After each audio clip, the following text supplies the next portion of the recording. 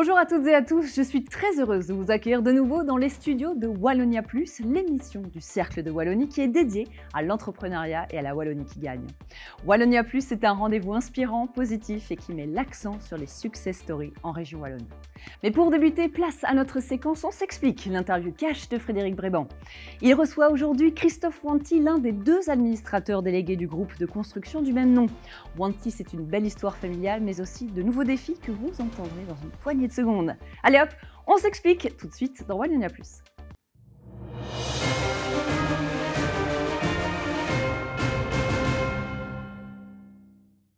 Christophe Wanty, bonjour. Bonjour Frédéric. On s'explique ? On s'explique.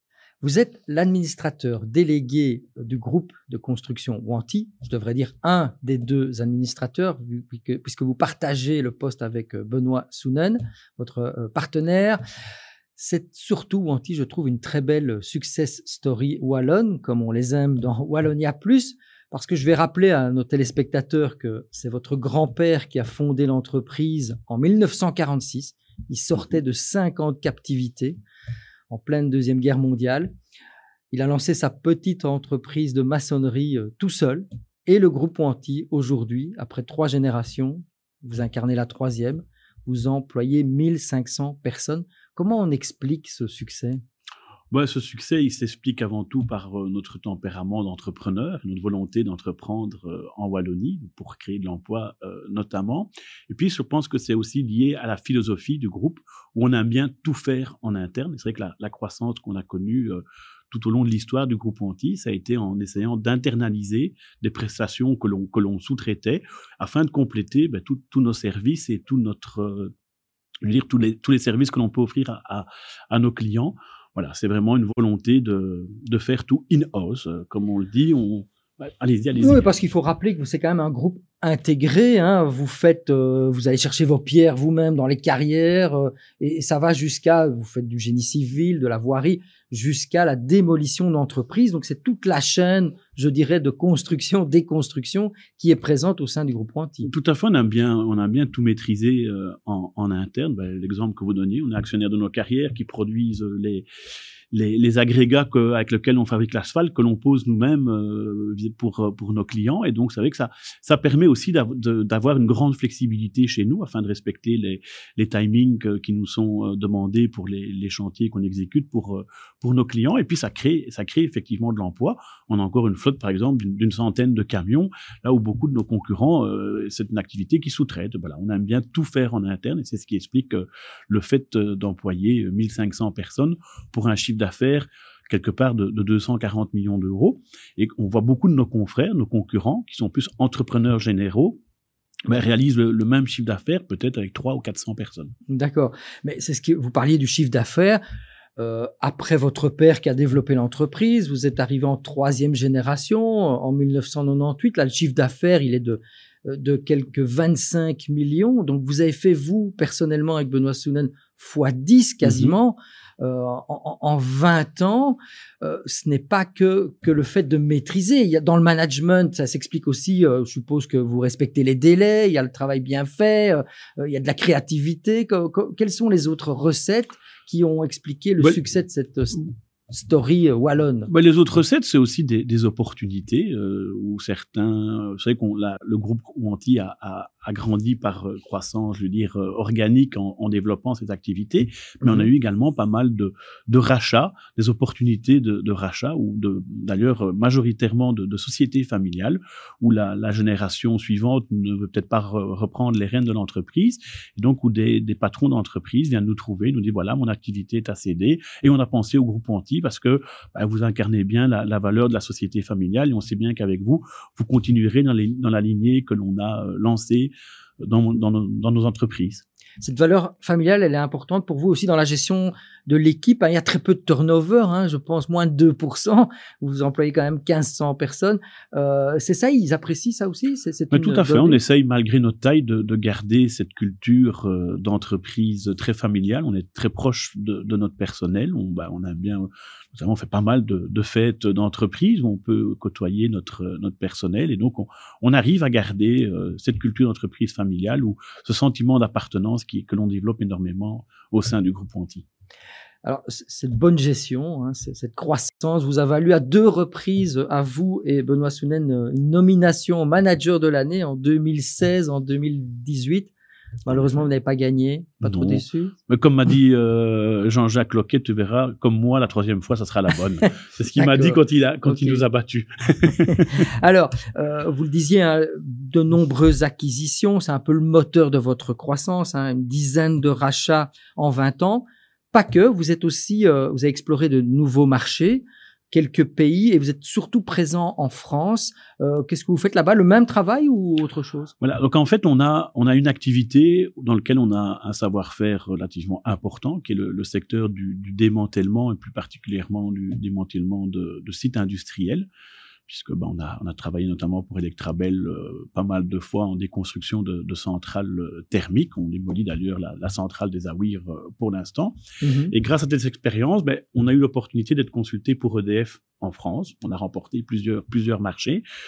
Et avec cette carte de visite, ce client important que représente EDF, on a décidé d'exporter notre savoir-faire en démantèlement. Et donc maintenant, ça va faire une 15aine d'années où on est présent en France.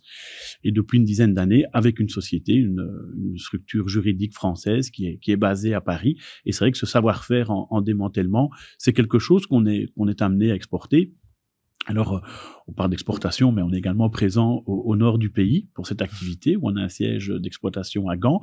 Et voilà, on suit des opportunités pour travailler éventuellement dans d'autres pays. On a déjà travaillé en Hollande, on a travaillé en Allemagne pour certains chantiers. Et c'est vrai qu'à partir du moment où on voit qu'on a plus d'activités, on peut y créer une filiale dans le pays, ce qui a été le cas en France. Alors, ce qui vous rend aussi atypique, c'est que vous êtes non seulement sponsor, mais copropriétaire d'une équipe cycliste qui s'appelle Intermarché Wanty Gobert Matériaux. Elle a fait d'ailleurs de très beaux résultats au dernier Tour d'Espagne. Pourquoi on se lance dans cette aventure quand on est un groupe de construction? C'est la passion du vélo? C'est la passion du sport. Je pense qu'il y a un ADN au sein des actionnaires du groupe Wanty, parce qu'à l'époque, papa, on a été fort actif dans les sports moteurs, dans le soutien des sports moteurs, mais également de la Villette avec Jean-Michel Sèvres quand ils ont été plusieurs fois champions d'Europe.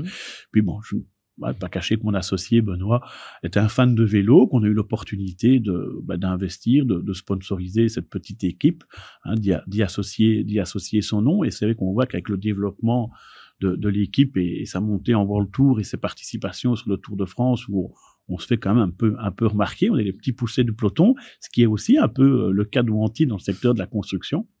On est un petit parmi les grands, avec peut-être pas beaucoup de budget, mais on arrive à se démarquer des autres. Outsiders. Voilà. Et c'est vrai que la renommée et les retombées, je veux dire, médiatiques qui ont derrière l'équipe, augmente naturellement la notoriété de la marque et du nom Wanty. Ce que vous voulez dire que c'est un bel outil marketing. C'est un magnifique outil marketing. Et alors, beaucoup de gens me disent, oui, mais ça te rapporte quoi en business?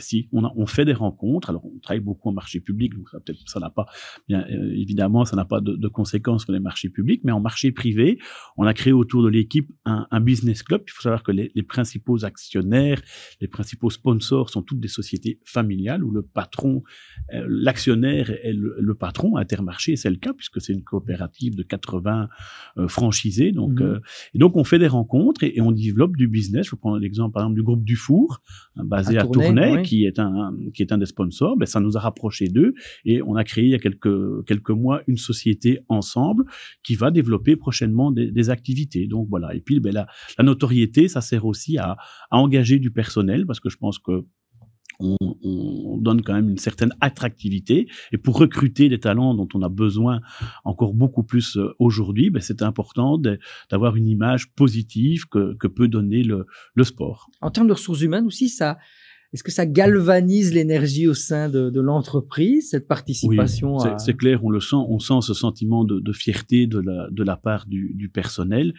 et c'est vrai que on est une entreprise de 1500 personnes, on essaye et on arrive à garder cette culture d'entreprise familiale que moi je définis comme avec le sentiment d'appartenance. Et c'est vrai que le fait de voir un de nos coureurs qui porte le maillot de leader sur la Vuelta en rouge, j'imagine les membres de mon personnel chez eux qui regardent le week-end sportif à la télévision et qui disent à leur... Ils sont fiers. Ils disent à leur garçon, papa il travaille là. Voilà, ça doit arriver et voilà, et ça permet justement de partager ces succès en interne au sein de l'entreprise et de fidéliser. Je pense que c'est un outil de fidélisation important pour notre personnel également.